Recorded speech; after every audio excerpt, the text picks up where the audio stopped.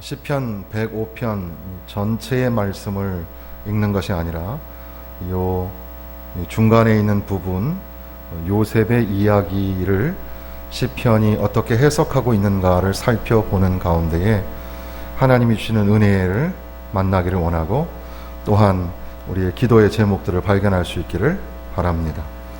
시편 105편은 어떤 학자는 이 시인이 역사를 단지 회오나 향수로 기억하지 않고, 그러니까 과거에 이것저것 잘못했었지 하는 그런 마음이나 그때가 참 좋았는데 라는 그런 향수에 머물러 있지 아니하고 그것이 오늘 현재에 미치는 영향을 기억함으로써 역사에 대하여 야누스적인 토대를 형성하였다, 이렇게 어려운 말을 썼습니다. 야누스라는 말을 현대인들이 사용을 할 때에는 주로 이제 부정적인 의미로 사용을 합니다. 로마의 신화에 나오는 어떤 존재가 야누스인데, 야누스에서 나온 단어 중에 하나가 영어의 이제 1월 달을 제뉴어리라고 하는데, 제뉴어리라는 말이 야누스에서 오는 말이거든요. 왜 그러냐 하면 야누스는 두 가지 얼굴을 가지고 있습니다.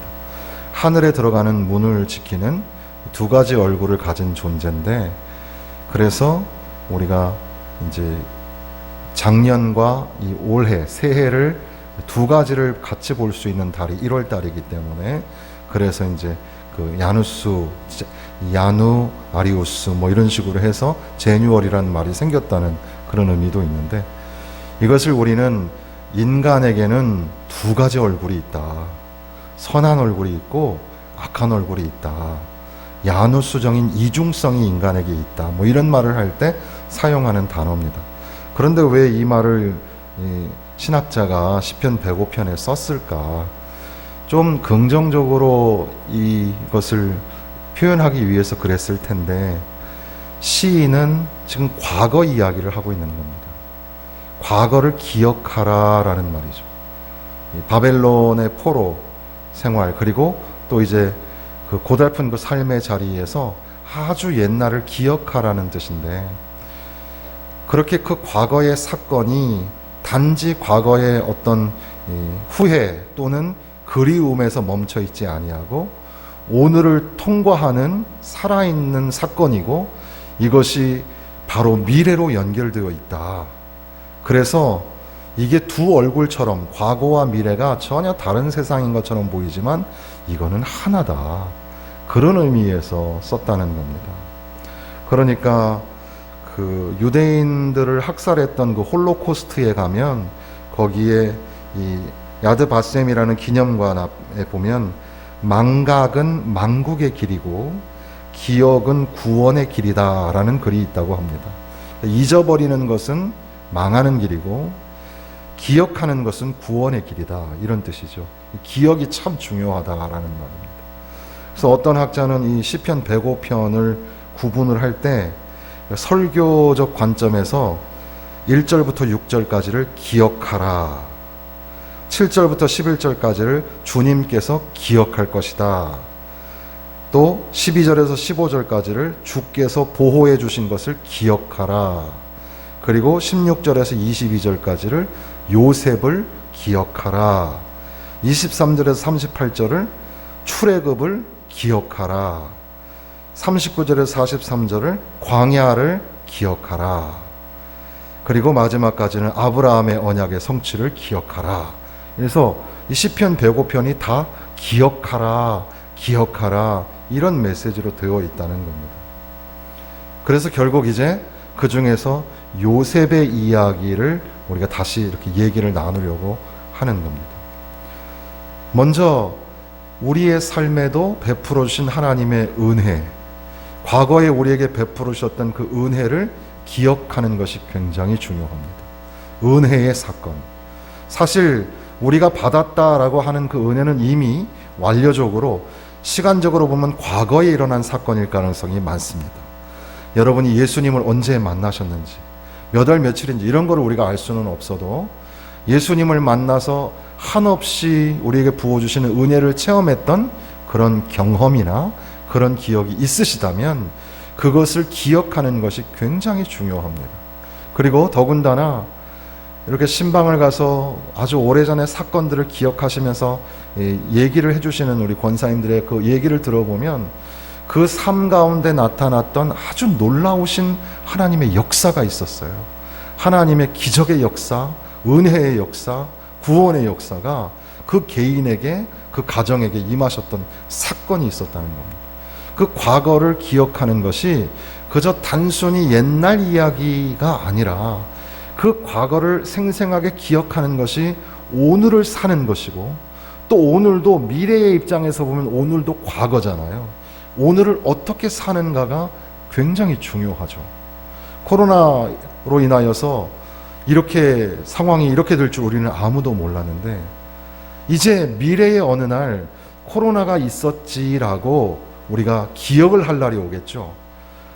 이 흑사병이 있었거나 스페인 독감이 있었을 때, 전 세계가 그렇게 어려움을 당하는 그런 바이러스가 왔을 때 그 당시에는 수많은 사람이 그냥 죽어갔어요. 이렇게 전 세계에 백신을 나눠주시는 방법이 없었기 때문에. 그런데 오늘날에는 그거보다 더 강력한 바이러스가 생겨서 온 세상을 덮을 때에 여전히 우리는 여기를 견디고 버티고 믿음으로 통과해야 되는 그런 이 과정 속에 있단 말이죠. 그런데 어느 날 이게 다 지나갈 거란 말이에요.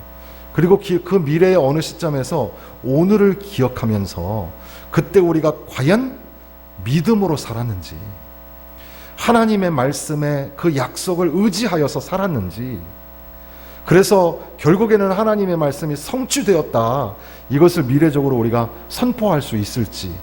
그러니까 과거는 그냥 과거가 아니라 과거는 오늘을 사는 것이고, 또 과거는 이제 미래를 바라보는 아주 밀접하게 연결되어 있는 것이 과거에 대한 기억이라는 사실이죠.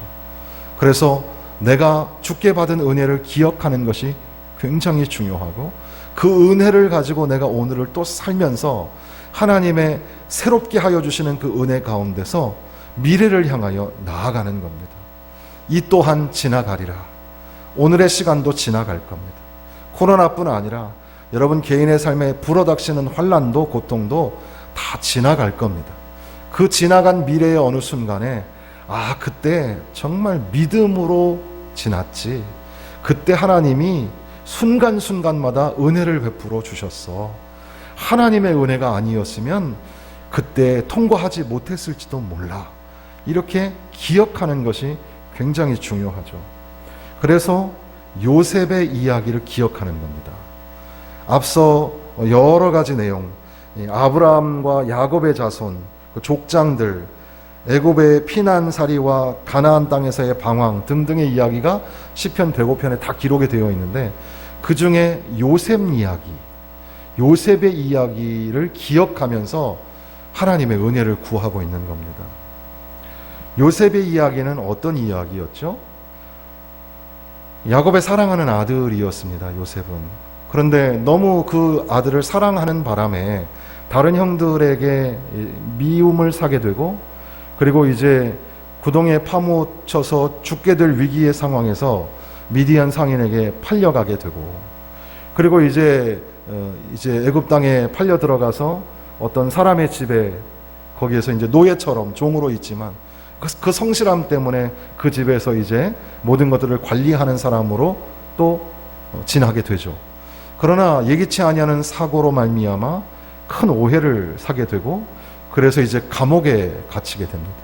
감옥에서 이제 너무나 억울하고 불행하게 죽게 될 그런 처지였지만, 그럼에도 불구하고 이제는 어느 날 기적처럼 감옥에서 나오게 되고, 자유의 석방을 받는 것뿐 아니라 이제는 오히려 모든 사람들, 그 애굽에 있는 사람들을 통제하고 제어할 수 있는 애굽의 매우 높은 사람으로 올라가게 되는 그런 사건이 요셉의 이야기 속에 있습니다. 요셉이 당하였던 그 고난을 생각해 보면 엄청난 사건이었죠. 형들에 의해서, 다른 사람도 아니라 가족들에 의해서 버림을 당하고, 그리고 그 형들이 죽이려고 하는 그런 공포, 그리고 구덩이에 파묻혀서 죽게 되는 그런 죽음의 위기의 사건, 그리고 낯선 사람들에게 노예로 팔려가게 되고, 짐승처럼 동물처럼 노예로 팔려가게 되고, 그리고 그렇게 노예로 팔려간 집에서도 성실하게 살았지만 억울함이 그 안에 얼마나 가득했겠습니까? 억울함으로 말미암아 감옥에 갇히게 된 요셉. 그 요셉이 오늘날의 감옥처럼 그런 감옥이 아니라 얼마나 열악한 그런 환경이었겠습니까? 그런 감옥에서 이제 구원의 여망이 없이 석방될 기미가 보이지 않는 그런 가운데에 거기서 죽어야 될지 모르는 상황이었습니다. 그런데 기적처럼 살아나게 되고 자유를 얻게 되고, 오히려 이제는 그 애굽의 그 바로의 가장 중요한 그런 역할을 감당하는 높은 자리까지 올라가게 되는 그런 요셉의 모습. 그런 어려움 속에서도 하나님께서 어떻게 역사하셨는가, 이것을 아주 짧은 구절이지만 여기서 보여주고 있는 겁니다. 16절에 그가 또 그 땅에 기근이 들게 하사 그들이 의지하고 있는 양식을 다 끊으셨도다. 양식을 다 끊어버리셨습니다. 하나님께서 그 양식의 줄, 그것을 끊어버리고 그 기근으로 말미암아 이제는 다들 죽을 수밖에 없는 그런 형편이 되었다는 사실이죠. 그런데 그가 한 사람을 앞서 보내셨으며, 요셉이 다른 사람들보다 앞서 그곳에 보내심을 받았다라는 겁니다. 요셉이 형들에게 하는 말이죠. 기억나시겠습니다. 당신들이 나를 이곳에 팔았다고 해서 근심하지 마소서, 한탄하지 마소서. 하나님이 생명을 구원하시려고 나를 당신들보다 먼저 보내셨나이다. 창세기 45장 5절 말씀입니다. 그러니까 요셉도 이미 깨닫고 있는 겁니다. 하나님께서 나를 당신들보다 먼저 앞서 보내셨음. 이것을 지금 시편 기자가 다시 여기서 말씀하고 있는 겁니다. 그가 한 사람을 앞서 보내셨다. 그런데 그냥 앞서 보내신 것이 아니라 그 요셉이 종으로 팔려가게 되었고, 종으로 팔려가는 것뿐 아니라 이제는 감옥에 갇히게 되는데, 그의 발은 착고를 차고 그의 몸은 쇠사슬에 매였으니, 그러니까 손발이 꽁꽁 묶인 채 감옥에 갇히는 신세가 되었다는 겁니다. 그런데 하나님의 말씀이 응할 때까지 그렇게 갇혀 있다가 하나님의 말씀이 응하니까 그가 거기에서 자유를 얻게 되었다는 겁니다. 그의 말씀이 그를 단련하였도다. 오늘 우리가 깊이 생각하려고 하는 단어가 바로 이건데, 그의 말씀이 그를 단련하였도다. 그래서 첫 번째 우리가 생각하는 이 말씀의 의미는 이 히브리어의 원 의미에 보면 그런 뜻이 있다고 합니다. 그 말씀이 진실을 드러내게 될 것이다. 주님의 말씀이 그의 진실하심을 밝혀주었다. 이렇게 번역할 수 있다고 합니다. 그러니까 말씀이 단련하셨다라는 말은 하나님이 요셉에게 하신 약속의 말씀, 또는 하나님이 아브라함에게 하셨던 그 약속의 말씀이 이제 요셉을 통하여 성취되고 이루어지게 되었다는 거죠. 그러니까 요셉이 지금 얼마나 고통스럽고 힘겨운 상황 속에 있는지 모릅니다. 그럼에도 불구하고 그게 다가 아니라 하나님의 계획이 그 가운데 있어서, 지식이 많으시고 지혜로우신 하나님께서 섭리하셔서 요셉을 먼저 보내셨고, 요셉이 감옥에 갇혀서 손과 발이 꽁꽁 묶이게 하셨지만 그것은 하나님의 말씀이 응하는 때까지이고, 결국에는 하나님의 말씀이 진실을 드러내게 되고 밝히게 되는데, 요셉을 먼저 보내셔서 야곱의 가족을 구원하시려고 하였구나. 요셉이 이제 애굽을 살리는 것뿐 아니라 이제 이스라엘이라는 나라를 세우기 위하여 야곱의 가족들을 살려내는 그런 놀라운 구원의 사건이 이 안에 담겨져 있구나.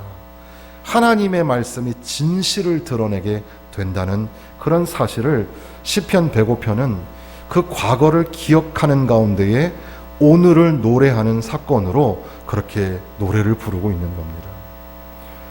이것을 오늘 우리에게 적용해 본다면, 오늘 우리도 코로나 사태 때문에, 또는 개인적으로 육체적인 질고와 질병으로 또는 물질의 문제로 여러 가지 힘겨운 시간을 우리가 보내고 있습니다. 그런데 하나님의 그 지혜, 하나님의 뜻이 분명히 그 안에 있어서 하나님이 약속을 성취하시는 그날에 하나님의 말씀을 통하여 모든 진실이 드러나게 되고 모든 것이 밝혀지게 될 거라는 겁니다. 그것이 우리 인생의 끝, 우리가 이 땅의 인생을 다 살고 난 다음에 인생이 그런 거였구나 라고 깨닫게 될 수도 있을 것이고, 또 어떤 경우에는 바로 오늘 또는 내일 이게 그런 거구나 라고 하나님의 말씀이 나에게 진실을 드러내시고 밝혀주신다는 겁니다. 그러니까 어떻게 보면 요셉은 모든 이야기를 너무 빨리, 이 긴 이야기를 빨리 우리가 압축해서 얘기하고 나서 맨 마지막에 결론으로 요셉이 잘 되었다, 이게 다 하나님의 말씀이 응하고 하나님의 말씀이 진실을 드러내신 것이다, 이렇게 볼 수도 있지만 순간순간은 어땠을까요? 요셉이 어렸을 때 꾸었던 그 꿈들이 하나님이 하신 말씀으로 듣고 그 꿈이 이루어질 줄을 믿는 그런 믿음을 가지고, 또는 하나님이 함께 하실 거라는 그 약속의 말씀들을 의지하면서 순간순간 그 고통과 고난의 시간을 버티어내지 않았겠습니까? 그 과정을 사실 창세기의 37장부터 48장까지 긴 장수의 요셉의 이야기가 나오는데, 그럼에도 불구하고 요셉이 그 고통의 순간에 어떻게 지냈을까라는 그런 비어있는 행간이 참 많이 있잖아요. 그때 아마 순간순간에도 하나님의 약속을 의지하고 하나님의 말씀이 반드시 이루어질 것이다, 하나님의 말씀이 분명히 진실을 드러내실 것이다, 이런 믿음과 소망이 있지 않았을까요? 바로 그것이 오늘 우리에게도 도전이 되어서 지금 하나님 왜 이런 일이 나에게 일어납니까? 하나님 왜 우리에게 이런 불행한 사건이 일어났습니까? 말할 수 없는 탄식과 고통 중에 있을지라도 바로 오늘 순간순간에 분명히 하나님의 말씀은 우리와 함께 계시고 반드시 하나님의 선하신 뜻대로 그 말씀이 성취되어질 줄로 믿고 오늘을 참고 버티고 견디고, 그리고 분명히 모든 것들이 다 풀어져서 이해될 날이 올 거라고. 궁극적으로는 어디 가서 우리가 다 알 수 있을까요? 천국 가서, 하나님 나라 가서 보니까 그런 거구나, 인생이 그런 거고 교회가 그런 거고 그런 거구나, 다 알게 될 줄로 믿습니다. 또한 우리의 삶의 이 후반부에 가서 노년의 그 아름다운 시간을 보내면서 젊을 때 그렇게 혈기왕성하게 지냈던 그 시간들을 거꾸로 회고하면서 인생이 그런 거구나, 하나님이 그렇게 섭리하셨구나, 이렇게 알 수도 있을 것이고, 또 오늘이나 내일 무릎을 치면서 그 사건이 바로 이렇게 나에게 하시는 말씀이구나, 그 말씀의 성취와 말씀의 그 진실하심이 드러나는 사건이 오늘의 그리고 내일의 여러분의 삶에 아주 명확하게 정확하게 드러나시기를 주님의 이름으로 축원합니다. 그리고 또한 우리가 이 말씀을 생각할 때에 하나님의 말씀이 나를 단련하시는 거구나, 이것을 생각하게 됩니다. 익히 요셉보다 훨씬 더 앞에 살았던 욥이라는 사람을 기억하시죠? 욥이 그런 말을 했잖아요. 그러나 내가 가는 길을 그가 아시나니 그가 나를 단련하신 후에는 내가 순금같이 되어 나오리라. 하나님은 나를 단련하시는 분, 하나님이 나를 단련하신다는 거죠. 시편에도 이 105편 말고도 단련이란 단어가 몇 번 더 나오는데 26편 2절에 보면 여호와여 나를 살피시고 시험하사 내 뜻과 내 양심을 단련하소서. 66편 10절에는 하나님이여 주께서 우리를 시험하시되 우리를 단련하시기를 은을 단련함 같이 하셨으며, 그리고 지금 이 19절에 시편 105편 19절에 곧 여호와의 말씀이 응할 때까지라 그의 말씀이 그를 단련하였도다. 하나님의 말씀이 그를 단련하였다. 그러니까 하나님이 욥을 단련하시고 하나님이 요셉을 단련하시고, 하나님이 다윗을 단련하시고, 하나님이 바울을 단련하시고, 하나님이 저와 여러분들을 단련하신다는 사실을 발견하게 됩니다. 무릇 징계가 당시에는 즐거워 보이지 않고 슬퍼 보이나 후에 그로 말미암아 연단받은 자들은 의와 평강의 열매를 맺느니라. 히브리서가 전달되고 있을 때에 예수 믿는다는 것 때문에 많은 박해와 고통을 받고 있는 유대 그리스도인들, 그들에게 주어진 이 말씀 속에서 지금 징계가 우리에게 있고 그것이 즐거워 보이지 않고 슬퍼 보이지만 그럼에도 불구하고 연단받은 자들은 의와 평강의 열매를 맺는다는 그런 소망, 예수가 우리에게 소망이 되시는데 바로 그 예수님을 바라보면서 이렇게 그 징계와 그 고난을 연단으로 여기며 그렇게 지나가고 있는 거죠. 하나님이 개인을, 저와 여러분을 단련하시고, 하나님이 교회와 민족을 단련하시고, 하나님이 그렇게 단련하셔서 하나님의 섭리와 하나님의 뜻을 이루어 가고자 하신다는 겁니다.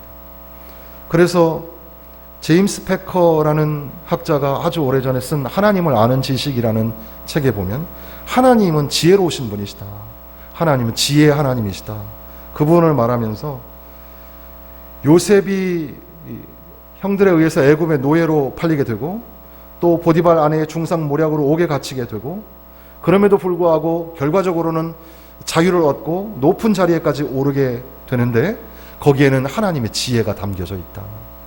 하나님의 선하신 목적을 이루기 위하여 요셉이 등장하게 되고 그것을 보여주는 말씀이 시편 105편 19절의 말씀이다. 그래서 여호와의 말씀이 응할 때까지 그의 말씀이 그를 단련하였도다. 이 말씀 가운데서 요셉은 시험과 단련을 받고 성장하고 있었다는 겁니다. 한동안은 노예로, 한동안은 감옥에 있었지만 그러나 그 동안에 자신을 하나님께 맡기는 법과 오래 참으며 주님을 기다리는 법을 배우고 있었던 것이다. 하나님이 이러한 교훈을 가르쳐주기 위하여서 지속적인 강훈련을 시키고 계시는 것이었다. 창세기 45장 7절 이하에 하나님이 큰 구원으로 당신들의 생명을 보존하고 당신들의 후손을 세상에 두시려고 나를 당신들보다 앞서 보내셨다. 이렇게 요셉이 고백하고 있는 겁니다.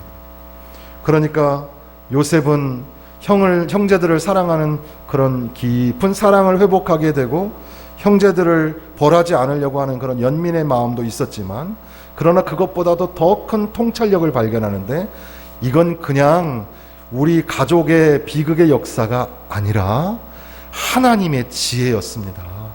하나님의 지식이 풍성하셔서 그래서 나를 당신들보다 앞서 보내셨습니다. 비록 고난과 고통의 시간이 지나갔지만 그게 다 하나님의 뜻이었습니다. 하나님의 지혜가 어떻게 나타납니까? 개인에게는 믿음의 성장과 성숙으로 나타나고 또 민족에게는 요셉의 희생으로 말미암아 그 야곱의 아들들이 다 살아나는 역사가 일어나게 되었다는 겁니다. 그러니까 지금 우리가 연단의 과정에 있다면, 우리를 지금 단련하시는 중에 있다면 어떻게 해야 될까요? 하나님 왜 이렇게 코로나 이 상황을 주셔서 우리를 이렇게 너무 어렵게 만드십니까?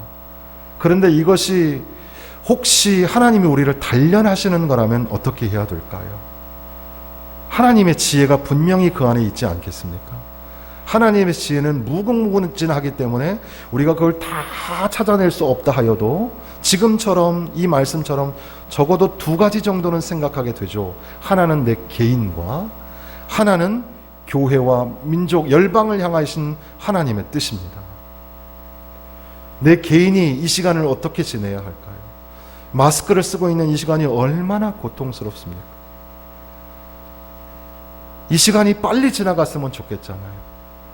인내하면서 참고 견디고, 그 로마서에서는 인내가 연단을 낳는다는 말씀을 하시지 않습니까? 그래서 이만큼 우리가 이 시간을 갖다가 방탕하게 코로나를 핑계로 신앙생활을 해이하게 하고 잘못된 길로 가고 그렇게 살지 아니하고 이런 상황일수록 더욱더 하나님을 의지하고 어디에 있든지 하나님을 향한 예배자의 마음을 가지고 간절한 마음을 가지고 주님 전을 사모하면서 믿음으로 살고 이렇게 어려운 형편에도 전도하려고 하고 선교하려고 하고 그런 마음으로 살면 이제 미래의 그날에 나의 모습이 참 그때 고난 중에 있었지만 성장하고 있었구나. 하나님이 나를 단련하시고 하나님이 나를 성장시키시는구나. 이것을 발견할 수 있을 것입니다. 그리고 또한 이러한 상황이 오늘 교회에게 주는 도전이 뭘까요? 물론 그것을 그렇게 단면적으로만 해석하는 것이 다 옳을 그런 위험성도 사실은 있겠지만 그동안 우리는 너무 방만하게 살지 않았을까요? 그저 좋은 교회, 편안한 그런 성도들과 함께 그렇게 의자에 앉아서 예배 드리고 식탁에서 밥 먹고 그냥 이렇게 살았는데 어느 날 갑자기 이 모든 것들을 못하게 하는 날이 왔어요.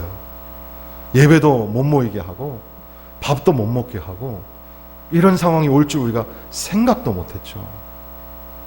그런데 이거보다 더 큰 박해와 핍박이 온다면 어떻게 하겠습니까?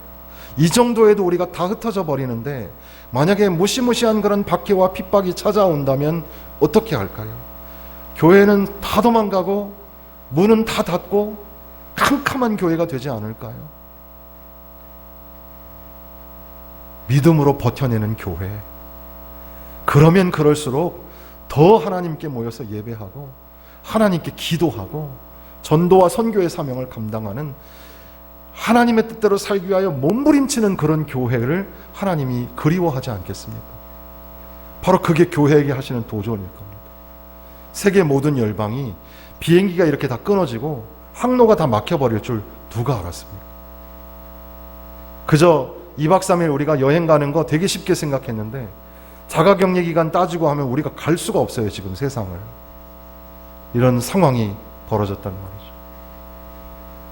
재작년엔가 저희 교회 오셔가지고 말씀과 간증하셨던 아프리카 선교사님이 최근에 들어오셨는데 너무 신경을 많이 쓰고 고생도 많이 하고 또 사기도 당하고 그래가지고 그 막내 아들이 시력이 아예 없잖아요. 그런데 지금 이 선교사님도 한쪽 눈을 거의 실명 상태가 돼가지고 들어오셨어요. 그래서 지금 이제 그 백내장 수술을 하려고 기다리고 있는 중에 있다고 합니다. 얼마나 어려운 형편이었으면, 얼마나 신경을 많이 썼으면 눈이 보이지 않을 정도로 신경을 많이 썼겠습니까? 이런 일이 있을 줄 생각이나 했습니까? 선교 그저 편하게 하고 단기 선교 그저 좋은 시간에 좋은 날에 그저 잠깐 시간 내가지고 다녀오는 거, 그게 우리가 한 게 다였는데 이걸 통해서 하나님이 우리에게 도전하시는 거죠. 어느 날 비행기가 다 막히고 배가 다 막히고 교통수단이 막혀버릴지도 모른다. 그러면 어떻게 할래? 우리에게 하시는 말씀이 아닐까. 그리고 이제 이 시간이 과거가 되는 날, 그 미래의 그 순간에 하나님이 나를 단련하신 것처럼 하나님이 교회를 단련하시고 하나님이 점점 더 믿음의 사람들을 더욱더 빛나게 하시려고 그런 사건을 주셨구나. 이렇게 우리가 돌아볼 수 있지 않겠습니까? 그래서 이 시편 105편의 말씀을 다 읽지는 않았지만 오늘 이 말씀을 정리해 보면 첫 번째는 과거를 기억하는 것. 오늘도 또한 내일의 과거가 되잖아요. 그 과거를 기억하는 것은 그저 과거의 이야기가 아니라 어떻게 맹렬하게 믿음을 가지고 살아내는가. 그리고 그것이 오늘 현재의 이야기고 미래의 이야기가 된다는 사실입니다. 하나님의 은혜로 살았던 과거가 있으시다면 오늘도 하나님의 은혜를 갈망하면서 하나님의 은혜를 채워달라고 기도하고 늘 성령 충만하여서 오늘도 믿음으로 버티고 견디어서 그래서 훗날에 하나님의 섭리와 하나님의 지혜를 노래해야 될 것입니다. 요셉의 이야기를 살펴보면 요셉이 얼마나 힘들었을까, 얼마나 고통스러웠을까. 우리도 그렇게 유비의 관계 속에서 지금 내가 당하고 있는 고통과 고난을 좀 생각해 볼 수가 있을 겁니다. 우리는 요셉이 당한 것과는 좀 다르지만 그럼에도 불구하고 우리에게도 고통이 있습니다. 고난이 있습니다. 시련과 아픔이 있습니다. 그럼에도 불구하고 하나님의 말씀이 응할 때까지였고 하나님의 말씀이 진실을 드러내 주셨습니다.